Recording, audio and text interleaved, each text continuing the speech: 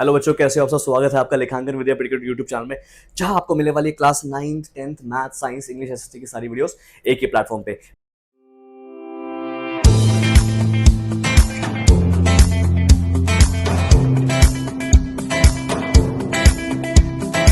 मेरा नाम है अतुल और मैं बच्चों को पिछले 10 साल से मैथ्स पढ़ा रहा हूँ।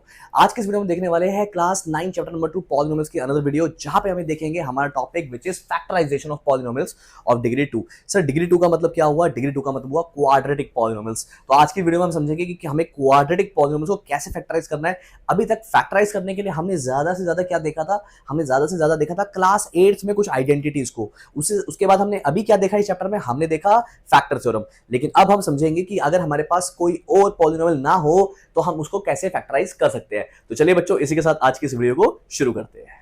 नाउ बच्चों देखना बहुत ध्यान से कि मेरे पास यहाँ पे क्या अवेलेबल है। देखो नाउ सीधे सबसे पहले मेरे पास यहाँ पे क्या है, हमें करना क्या है? फैक्टराइज कर रहे हैं हम किसको? पॉलिनोमियल्स को जिसकी डिग्री है 2। डिग्री 2 का मतलब क्या हुआ? हम कर रहे हैं क्वाड्रेटिक पॉलिनोमियल्स को factorize. Now sir quadratic polynomials क्या होते हैं, उनको हम फैक्टराइज कैसे कर सकते हैं वो हम एक बार देख लेते हैं। जिसमें फर्स्ट आता है मेरा by splitting the middle term. Sir क्या मिडिल टर्म स्प्लिटिंग क्या होती है और ये हम कैसे कर सकते हैं वो हम एक बार देख लेते हैं। Sir splitting the middle term क्या है? Sir middle term splitting basically एक ऐसी टेक्निक है जो एक फॉर्मूला पे बेस्ड है। कौन से फॉर्मूला पे? ये फॉर्मूला है x plus a and x plus b. Sir ये क्या होता है? x plus a into x plus b होता है मेरा x square plus a plus b x plus a b. ये फॉर्मूला हमने पहले भी डिस्कस किया था और यहाँ पे हम इसको और डिटेल में डिस्कस करेंगे। क्लास 8 में एनसीईआरटी में एक क्वेश्चन था जिसमें हम मिडिल टर्म स्प्लिटिंग लगाते थे, पर यहाँ पे हमें इसको इतना डिटेल में पढ़ना है, इतना डिटेल में पढ़ना है ताकि क्लास 10th में हमें कोई परेशानी ना आए। अच्छा, नेक्स्ट थिंग जो मेरे पास है वो क्या है? वो है बाय यूजिंग फैक्टर थ्योरम। क्या? Factor theorem. Now factor theorem का हम मदद ले सकते हैं ताकि उसको सॉल्व कर सके, जिसको हम पहले ऑलरेडी पढ़ चुके हैं। तीसरा जो हम वहां पे यहाँ पे वो क्या कर सकते हैं, वो क्या है? सर हमारे कुछ ऐसे फॉर्मूलाज है जिसमें हम क्वाड्रेटिक को सॉल्व तो कर सकते हैं और ये फॉर्मूला काफी डिटेल में है, हम उनकी भी मदद यहाँ पे ले सकते हैं। अच्छा, तो सबसे पहले मेरी जो चीज आती है वो क्या आती है? वो आती है by splitting the middle term. सबसे पहले मुझे मिडिल टर्म स्प्लिटिंग करना है और मिडिल टर्म स्प्लिटिंग जो है मैंने जैसा आपको बताया वो इस फॉर्मूले के ऊपर बेस्ड है। नाउ इसके लिए मेरे पास एक क्वेश्चन आता है। अब इस क्वेश्चन की मदद से हम समझेंगे कि हम मिडिल टर्म स्प्लिटिंग जो है वो कैसे करते हैं। इसके लिए हम सबसे पहले ये देख लेते हैं कि हमारी स्टैंडर्ड फॉर्म क्या होती है किसी भी क्वाड्रेटिक पॉलिनोमियल की। देखो किसी भी क्वाड्रेटिक पॉलिनोमियल को जो वन वेरिएबल में है उसकी स्टैंडर्ड फॉर्म क्या होती है? उसकी स्टैंडर्ड फॉर्म होती है which is a x square plus b x plus c. ठीक है। नाउ सर अब मुझे करना क्या है? सबसे पहले समझना, आपके पास ए अवेलेबल है, बी अवेलेबल है, सी अवेलेबल है। मुझे कोने में लिखना है मल्टीप्लाई का साइन लगा के ए सी और प्लस माइनस का साइन लगा के बी। इतनी बात क्लियर है आई होप आपको? ठीक है, ओके। नाउ समझना बहुत ध्यान से, विजय सर ए सी मेरे पास अवेलेबल है, बी मेरे पास अवेलेबल है। मुझे ऐसे दो नंबर ढूंढने हैं जिनको मल्टीप्लाई करने पे मेरा ए सी आ जाए और प्लस या माइनस करने पे मेरा बी आ जाए। ठीक है, ऐसे दो नंबर जिनको मल्टीप्लाई करने पे एसी आ जाए, प्लस माइनस करने पे बी आ जाए। आई होप इतनी बात क्लियर है। अभी हम प्रैक्टिस करेंगे ताकि हम और डिटेल में इस चीज को समझ सके। ओके, नाउ देख लेते हैं इसको कैसे करेंगे हम सीधे। सबसे पहले मेरे पास क्या अवेलेबल है? पहले मैं यहां पे लिखूंगा अपनी पॉलिनोमियल को which is sir 9x square plus 18x plus 5। Now मुझे क्या पता है? यहां पे देखो a है मेरे पास 9, सर b है मेरे पास 18 एंड सी है मेरे पास 5। आई होप इतनी बात क्लियर है आपको? अच्छा, अब हम देख लेते हैं हम क्या कर सकते हैं। यहाँ पे क्या हो सकता हूँ? A x square plus b x plus c. That means sir मेरा ए आ गया, बी आ गया, सी आ गया। अच्छा, अगर मैं इसको साइड में लिखता हूं मेरे एसी को और बी को, तो सर एसी कितना है मेरा? ए इंटू सी। देख लेते हैं सर एसी कितना है मेरा? ए इंटू सी। ए है मेरा 9, सी है मेरा 5, 9 5 45। तो मैं यहाँ क्या लिखूंगा? सर कोई दो ऐसे नंबर जिनको मल्टीप्लाई करके मेरा 45 आए। आई होप इतनी बात जो आपको क्लियर है। आगे देखते हैं। सर बी क्या है मेरा? बी है मेरा 18। तो मैं क्या लिखूंगा? सर ऐसा नंबर जो दो नंबर जिनको प्लस या माइनस करने पे मेरा क्या आए? 18 आए। आई होप इतनी बात क्लियर है। ओके, आगे देख लेते हैं। सर क्या कर सकते हैं? यहाँ पे दो नंबर जिनको मल्टीप्लाई करके 45 है, प्लस माइनस करने पे 18 है। ऐसे कौन से दो नंबर है? एक बार हम सोच लेते हैं इसको। सर यहाँ पे अब मुझे लगाना पड़ेगा हिट एंड ट्रायल। क्या? Hit and trial. ऐसे दो नंबर जिनको प्लस माइनस करके 18 है, क्या हो सकता है? 15 और 3, राइट? ओके, तो मैं यहाँ पे क्या लिखूंगा? मैं लिखूंगा 15 और 3। देख लेते हैं एक बार। सर मैं यहां लिख लेता हूं 15 और 3। ठीक है सर, 15 को 3 में ऐड करूंगा तो 18 आ जाएगा, 15 को 3 से मल्टीप्लाई करूंगा तो 45 आ जाएगा। आई होप इतनी बात क्लियर है आपको? आगे चलते हैं।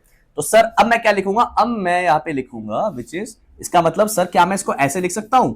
9x square plus 15x plus 3x plus 5। आई होप इतनी बात जो है आपको क्लियर हो गई होगी। नाउ समझना बहुत ध्यान से, विच इज कि सर क्या मैं देखो यहां पे इस कंसेप्ट का नाम है मिडिल टर्म स्प्लिटिंग। क्यों बोलते हैं इसको मिडिल टर्म स्प्लिटिंग? क्योंकि यहां पे जो मेरा मिडिल टर्म है मैं इसको स्प्लिट कर देता हूं। क्या कर देता हूं? स्प्लिट कर देता हूं। तो यहां पे मैंने वही किया। आई होप इतनी बात क्लियर है आपको। अब देखना बहुत ध्यान से, सर इन दोनों में क्या कॉमन है? इन दोनों में यहां पे कॉमन आ रहा है मेरा x, वो भी 3x। ठीक है, अंदर क्या बचेगा? अंदर बचेगा 3x प्लस 5। इधर देखते हैं इन दोनों में क्या कॉमन है। इन दोनों में कॉमन है 1, यानी कुछ कॉमन नहीं है बेसिकली। तो यहां मैं क्या लिखूंगा? अंदर आया 3x प्लस 5। आई होप इतनी बात क्लियर है आपको। क्या लिखेंगे हम? 3x प्लस 5 बाहर और अंदर आएगा 3x प्लस 1। ठीक है, ओके। नाउ ये कर दिया मैंने इसको फैक्टराइज। आई होप इतनी बात आपको क्लियर हो गई होगी। नाउ एक और अच्छा क्वेश्चन देख लेते हैं हम, जिसमें हम देखेंगे कि ऐसे क्वेश्चन को हम कैसे फैक्टराइज करेंगे, जैसा आपके सामने दे रखा है।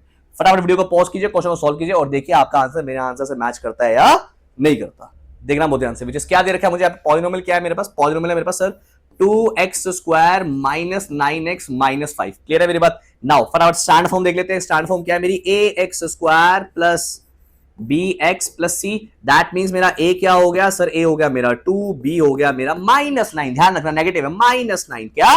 माइनस 9। c क्या है मेरा सर? c आ गया मेरा माइनस 5। ओके, आई होप इतनी बात क्लियर है आपको। फटाफट देखते हैं कोने में हम क्या लिखेंगे। कोने में लिखेंगे हम AC। क्या? AC दो नंबर्स जिनको मल्टीप्लाई करके आए a into c, 2 into minus 5। क्या? 2 इंटू माइनस 5। आई होप इतनी बात क्लियर है आपको। नेक्स्ट है मेरे पास b। क्या? b सर b क्या है मेरा? b है मेरा माइनस 9। क्या है? माइनस 9। सर ऐसे दो नंबर जिनको प्लस या माइनस करने में मेरा क्या आएगा? माइनस 9। वो देख लेते हैं, विच इज सर यहां पे मैं इसको ऐसे लिख लेता हूं। ओके, और ये अच्छा सर दो नंबर जिनको मल्टीप्लाई करके माइनस 10 आए और प्लस माइनस करने में 9 आए, ऐसे दो नंबर क्या होंगे? बहुत ध्यान से हिट एंड ट्रायल करने के बाद, सोचने के बाद आपको क्या मालूम पड़ेगा कि सर माइनस 10 और 1। क्या? माइनस 10 और 1। तो यहां मैं क्या लिखूंगा? यहां लिखूंगा माइनस 10 और 1। सर माइनस 10 इंटू 1 क्या हो गया? माइनस 10 और माइनस 10 प्लस 1 हो गया मेरा माइनस 9। तो यहां भी क्या लिखूंगा? माइनस 10 और 1। आई होप इतनी बात जो है आपको क्लियर हो गई होगी। आगे चलते हैं। नाउ सी दिस सर, देखो अगर मैं मिडिल टर्म को स्प्लिट करता हूं तो मैं क्या लिख सकता हूं यहां पे? Which is 2x square minus 10x plus x minus 5। 2 common आ गया, 2x कॉमन आ गया, x माइनस 5। यहां प्लस 1 कॉमन आ गया, x माइनस 5।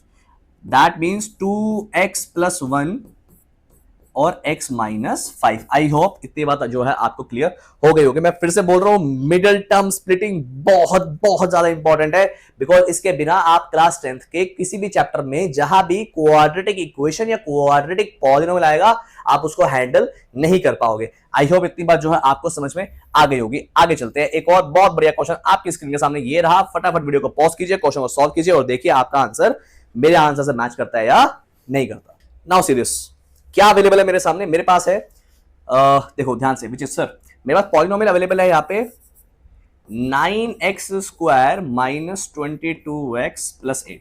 ठीक है सर, a क्या है मेरा? a है यहाँ पे 9, b है मेरा माइनस 22, c है मेरा 8।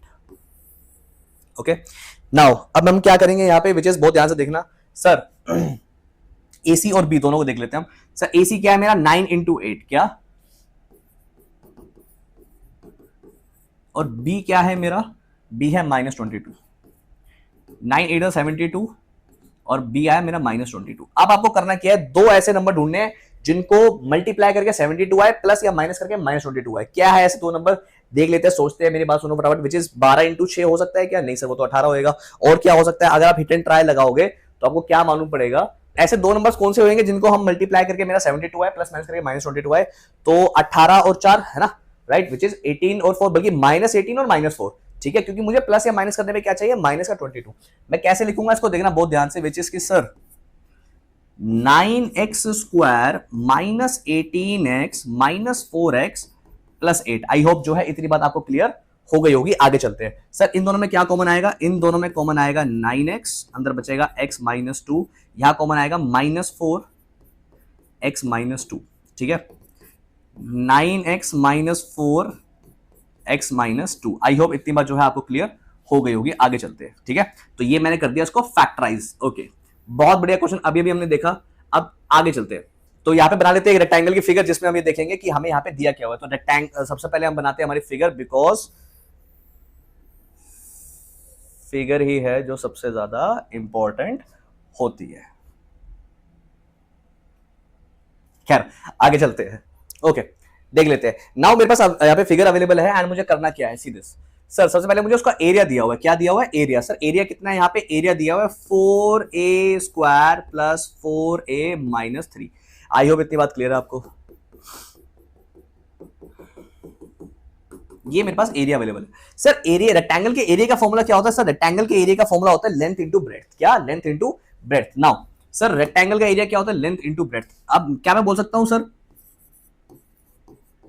Area of rectangle equals to L into b. Sir area of rectangle मुझे क्या दिया? 4a square plus 4a minus 3। क्या? 4a square plus 4a minus 3। अब length into breadth. Sir length और ब्रेड्थ क्या क्या हो सकती है वो देख लेते हैं। सर ये है मेरा लेंथ और ये है मेरा ब्रेड्थ, ठीक है। दैट मीन्स अल्टीमेटली वो क्या करे कि आप ऐसे दो नंबर्स बताओ जिसको मल्टीप्लाई करके ये वाला पार्ट आ जाए। Now this can be L और बी, ठीक है। मतलब ऐसी दो चीजें जिसको मल्टीप्लाई करके आ जाए। दैट मींस वो अल्टीमेटली क्या करे कि आप इसको फैक्टराइज करो। क्या करो? फैक्टराइज। कैसे करेंगे इसको फैक्टराइज वो हम देख लेते हैं एक बार। सर मुझे क्या अवेलेबल है? 4a square plus 4a minus 3। a है मेरा 4, b भी है मेरा 4, c है मेरा माइनस 3। ओके सर मल्टीप्लाई करने पे आना चाहिए 4 सीधा 12 माइनस 12। क्या? मल्टीप्लाई करने पे आना चाहिए माइनस 12 और प्लस या माइनस करने पे आना चाहिए 4। सर ऐसे दो नंबर जो मल्टीप्लाई करके माइनस 12 प्लस माइनस करके 4 आए। I think this can be 6 और माइनस 2, राइट? क्योंकि 6 और माइनस 2 करूंगा 4 आएगा, 6 इंटू माइनस 2 करूंगा तो 12 माइनस 12 आएगा। दैट मीन्स अब मैं क्या लिख सकता हूं? 4a square plus 6a minus 2a minus 3। इन दोनों में कॉमन क्या आ रहा है? इन दोनों में कॉमन आ रहा है मेरा 2a, अंदर आया 2a प्लस 3, यहां आया माइनस 1 कॉमन, इधर आया 2a प्लस 3। 2a माइनस 1 और 2a प्लस 3, ये हमने इसको फैक्टराइज करा। दैट मींस ये दो पॉसिबल वैल्यूज है जो मेरी क्या हो सकती है? वो लेंथ और ब्रेड्थ की वैल्यूज हो सकती है। आगे चलते हैं। Now special case. नाउ देखना बहुत ध्यान से, यहां पे अवेलेबल किया है। See this. सर अगर मेरे पास A1 दिया हुआ है तो मैं लास्ट नंबर को देख के डायरेक्टली एक आइडिया ले सकता हूं कि हाँ ये आंसर हो सकता है। विच इज फॉर एग्जांपल, इसके लिए एक क्वेश्चन मेरे सामने है विच इज दिस वन, ठीक है। ये इसको मुझे फैक्टर थ्योरम से सॉल्व करना है, लेकिन सर अगर मेरे पास a जो है वो 1 नहीं है तो उस केस में क्या करेंगे? तो हम उस पूरे नंबर को किसी से डिवाइड कर देंगे। फॉर एग्जांपल देखना कैसे। अब ये क्वेश्चन फैक्टर थ्योरम का है। नाउ जो चीजें मेरे पास डिटेल मुझे पता है एक बार हम वो देख लेते हैं। विच इज सर मुझे क्या पता है? मुझे ये पता है पहली बात क्या सर, मेरे पास जो यहाँ पे a है वो है 2, लेकिन क्या मैं ये बोल सकता हूं कि मुझे जो c है वो -15 यहां पे दिया हुआ है। पहली बात तो मुझे बताओ कि इसके सॉल्यूशन कितने निकलेंगे। सर इसके जो नंबर ऑफ सॉल्यूशन यानी कि रूट्स आएंगे वो आएंगे 2, क्योंकि क्वाड्रेटिक पॉलिनोमियल है, पहली बात। दूसरी बात मुझे क्या पता है? दूसरी बात मुझे पता है कि सर अब ऐसे को हम कैसे सॉल्व करें। एक तरीका तो ये कि सर 15 इंटू 2 30। सर ऐसे दो नंबर बताओ जिसको मल्टीप्लाई करके -30 आ जाए प्लस माइनस करके 1 आ जाए। लेकिन दूसरा तरीका अगर मुझे फैक्टर थ्योरम से करना है तो मुझे हिट एंड ट्राई लगाना पड़ेगा। अब उसका तरीका एक अलग है, वो कैसे करेंगे वो समझना बहुत ध्यान से। विच इज सबसे पहले मैं क्या करूंगा? इस पूरे को 2 से डिवाइड करूंगा। विच इज मुझे px क्या दिया हुआ है? px मुझे दिया हुआ है 2x square plus x minus 15। इस पूरे को अगर मैं 2 से डिवाइड करूंगा तो मुझे क्या मिलेगा? मुझे मिलेगा जो न्यू मेरा पॉलिनोमियल होगा, लेट्स से ये हो जाएगा मेरा x square plus x upon 2 minus 15 upon 2। आई होप इतनी बात जो है आपको क्लियर हो गई होगी। आगे चलते हैं। नाउ अब मैं क्या बोलूंगा? सर क्या मुझे एक आइडिया मिल रहा है कि शायद पॉसिबिलिटी है 15 अपॉन 2 मेरा आंसर हो सकता है। क्या 15 अपॉन 2 मेरा आंसर हो सकता है? अब इस चीज को कैसे हैंडल करेंगे वो अब हम देख लेते हैं। ओके नाउ देखना बहुत ध्यान से। विच इज कि सर अब मैं क्या करूंगा? अब मैं एक बार ये जो लास्ट वाली टर्म है ना इसको देखूं ध्यान से, तो मुझे एक आइडिया मिल जाएगा कि सर मेरे फैक्टर्स क्या क्या हो सकते हैं, पॉसिबिलिटी क्या क्या है। विच इज कि सर इसके मैं क्या करता हूं? इसके फैक्टर निकाल लेता हूं, ठीक है, इस नंबर के। सर -15 अपॉन 2 किस किस का फैक्टर हो सकता है? मैं ये ले सकता हूं कि सर ये जो है वो -3 का, -1 का, -2 का तो हो नहीं सकता, 3 का, 4 का, 5 का, -5 का भी हो सकता है ये, बल्कि प्लस माइनस दोनों का हो सकता है, ठीक है। एंड 6 का नहीं होएगा, 7 का नहीं, 8 का नहीं, 9 का नहीं, 10 का नहीं, 15 पे आ जाते हैं हम सीधा, which is plus minus 15, right. And even उसके बाद फिर हम आते हैं प्लस माइनस 1 अपॉन 2 एंड इसी के बाकी pairs which is plus minus 3 upon 2, plus minus 1 upon 2, plus minus 5 upon 2 and plus minus 15 upon 2। I hope जो है इतनी बात आपको क्लियर हो गई होगी। आगे चलते हैं, now see this. Okay okay okay, तो ये है मेरे पास। अब मैं क्या करूंगा, मुझे करना कुछ नहीं है, मुझे फैक्टर थ्योरम लगानी है। फैक्टर थ्योरम की पहले भी वीडियोस आपके पास आ चुकी है, आप मैंने वहां भी आपको एग्जांपल्स करके दिखाए थे। एक एक करके इन सारी वैल्यूज को हम पुट करेंगे यहाँ पे x की जगह, और देखेंगे कि मेरा जीरो कहाँ आ रहा है। जैसे ही मेरा वैल्यू जो है जीरो हो जाएगी, तो मुझे क्या पता चलेगा कि वो जो है इसका फैक्टर हो सकता है। देख लेते हैं हम क्या क्या वैल्यूज करेंगे। अगर आप अलग अलग वैल्यूज डालोगे इसमें, तो आपको अलग अलग आंसर मिलेंगे। मैंने सारी वैल्यूज पहले से निकाल के रखी हुई है, तो मुझे पता है कि मेरा आंसर कहां पे आने वाला है। देख लेते हैं। अगर मैं इसकी जगह लेता हूं -3, x की जगह अगर मैं -3 लेता हूं, तो मुझे आंसर मेरा मैच कर रहा है। एक बार मैं आपको करके दिखा देता हूं कैसे। नाउ सी दिस, देखो सबसे पहले मैं क्या करूंगा, x की जगह यहां पे लिख दूंगा -3, तो p -3 equals to x square which is -3 का स्क्वायर प्लस -3/2 -15/2। क्या? -15/2। सर -3 का स्क्वायर हो गया 9, -3/2 -15/2 हो गया मेरा -18/2। ये हो गया 9, 9 - 9 आ गया मेरा 0। आई होप इतनी बात जो है आपको क्लियर हो गई होगी। अब हम चलते हैं आगे। अब क्योंकि मेरा 0 आ गया, दैट मींस मैं क्या बोल सकता हूं कि -3 जो है वो मेरा फैक्टर है। और अगर -3 मेरा फैक्टर है, तो मेरा पहला फैक्टर जो निकल के आएगा वो निकल के आएगा x + 3। ठीक है, बिकॉज यही जब 0 के इक्वल होगा तो आ जाएगा -3 हो जाएगा। तो पहला फैक्टर आ गया मेरा x + 3। अब हम क्या करेंगे, मेरे पास दो ऑप्शन है। क्या या तो मैं लॉन्ग डिवीजन की मदद से इसको डिवाइड कर दूं ताकि आंसर आ जाए, या फिर मैं बाकी भी करता जाऊं ताकि मुझे एक हिंट मिल जाए। तीसरा मैं क्या कर सकता हूं, क्योंकि -15/2 आंसर आ चुका है, तो मेरे पास एक बहुत स्ट्रॉन्ग आइडिया है कि क्योंकि सर आप -3 ऑलरेडी ले चुके हो, तो पॉसिबिलिटी हाई है कि 5/2 भी मेरा आंसर हो। क्या हो? 5/2, क्योंकि दोनों को मल्टीप्लाई करके मेरा क्या आ रहा है 15/2। आई होप इतनी बात जो है आपको क्लियर हो गई होगी। तो चलो एक बार 5/2 भी ले लेते हैं। सर p 5/2 इक्वल्स टू -5/2 का होल स्क्वायर प्लस -5/2 ठीक है, एंड -15/2। सॉल्व करते हैं इसको, एक बार देख लेते हैं हम कैसे करेंगे इसको। विच इज मुझे अवेलेबल क्या है यहां पे। ओके सर, क्या अवेलेबल है सर? -5/2 का होल स्क्वायर होता है 25/4, 5/2 दैट मींस ये हो जाएगा मेरा 5/4 -15/2। ये कितना हो जाएगा? 25 + 5 हो गया मेरा 30, 30/4, 30/4 यानी कि 15/2। सर 15/2 -15/2 ये कट जाएगा, तो दैट मींस ये आ गया मेरा 0। तो दूसरा फैक्टर मेरा क्या निकल के आएगा? दूसरा फैक्टर मेरा निकल के आएगा विच इज -15। हमने क्योंकि यहाँ पे क्या लिया था, मैंने लिया था 5/2, दैट मींस x - 5/2।